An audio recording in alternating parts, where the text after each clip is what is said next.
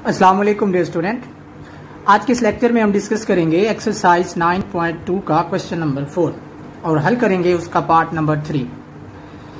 Question number 4 में वो क्या कर रहा है, आपको एक ट्रिग्नोमेट्रिक फंक्शन गिवन कर रहा है और साथ उसकी वैल्यू के हिसाब से उसका क्वाड्रेंट भी गिवन कर रहा है और क्या क्या आ रहा है कि फाइंड करें बाकी जितने भी ट्रिग्नोमेट्रिक फंक्शन है। आपके पास टोटल 6 ट्रिग्नोमेट्रिक फंक्शन होते हैं, वो आपको एक ट्रिग्नोमेट्रिक फंक्शन गिवन कर रहा है और कह रहा है बाकी 5 मालूम करें।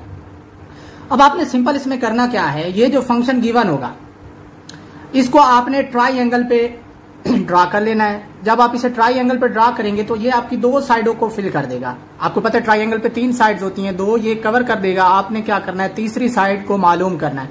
वो कैसे मालूम करना है, पाइथागोरस थ्योरम से। जब तीसरी साइड मालूम हो जाएगी तो आपकी ट्राइंगल कंप्लीट हो जाएगी। अब जब ट्राइंगल कंप्लीट हो जाएगी तो क्या होगा, आप जोन से मर्जी ट्रिग्नोमेट्रिक फंक्शन की वैल्यू निकालना चाहें निकाल सकते हैं।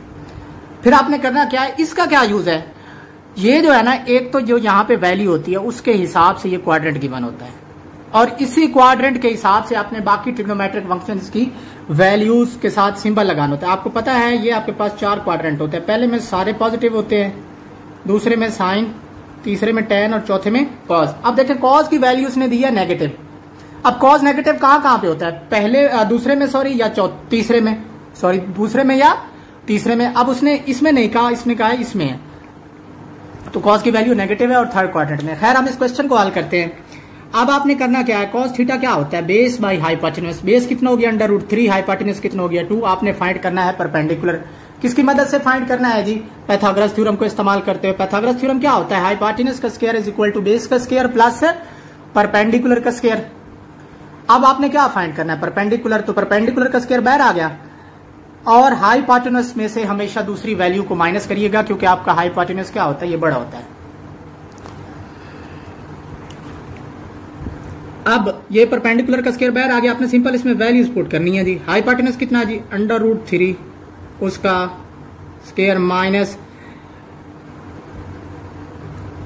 हाइपोटेन्यूज कितना है जी 2 उसका स्क्वायर माइनस बेस कितनी है जी √3 उसका स्क्वायर। ये क्या हो जाएगा, 2 का स्क्वायर कितना होता है जी 4 और √ से स्क्वायर कैंसिल -3, तो 4 में से 3 गया कितना आया 1।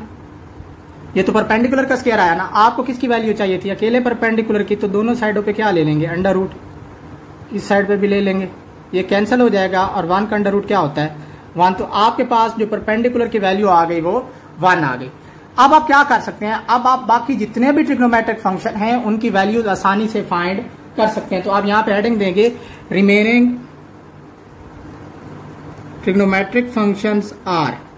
कौन कौन से रह गए जी, कॉस का उलट होता है जी सीकेंड, वो क्या होगा जी आपका हाइपोटेन्यूज बाय बेस और तीसरे क्वाड्रेंट में है तो वो नेगेटिव होगा। हाइपोटेन्यूज कितना है आपका जी 2 और बेस कितनी है जी √3 और साथ क्या आएगा माइनस साइन आएगा। और क्या रह गया आपका साइन थीटा। थीटा हमारा किस क्वाड्रेंट में है जी, तीसरे में, तो क्या होगा जी नेगेटिव होगा ना। साइन तीसरे में नेगेटिव ही होगा क्योंकि साइन तो पॉजिटिव होता है दूसरे में, तीसरे में क्या होगा नेगेटिव। और क्या होता है परपेंडिकुलर बाय हाइपोटेन्यूज हो गया। अब परपेंडिकुलर कितना है जी 1 है, हाइपोटेन्यूज कितना है 2, तो ये हो गया -1/2। कोसिकेंड क्या होता है जी, वो साइन का उलट होता है, -2/1 हो जाएगा मतलब -2। और क्या रह गया tan थीटा, वो तीसरे में क्या होता है पॉजिटिव होता है। आपको पता है तीसरा tan का घर होता है, इसका मतलब ये पॉजिटिव हो गया। और ये होता है परपेंडिकुलर बाय बेस, तो परपेंडिकुलर कितना है जी आपका 1, बेस कितनी है जी √3, तो ये हो जाएगा 1/√3।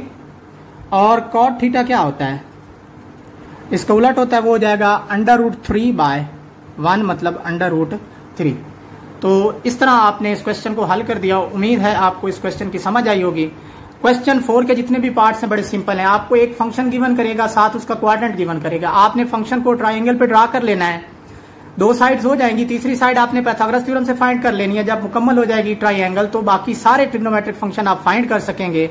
और एक सिंपल काम करना है, ये जो क्वाड्रेंट है उसके हिसाब से उनके साथ सिंबल लगा देने हैं। ये था आपका क्वेश्चन नंबर 4 का पार्ट नंबर 3। उम्मीद है आपको इसकी समझ आई होगी।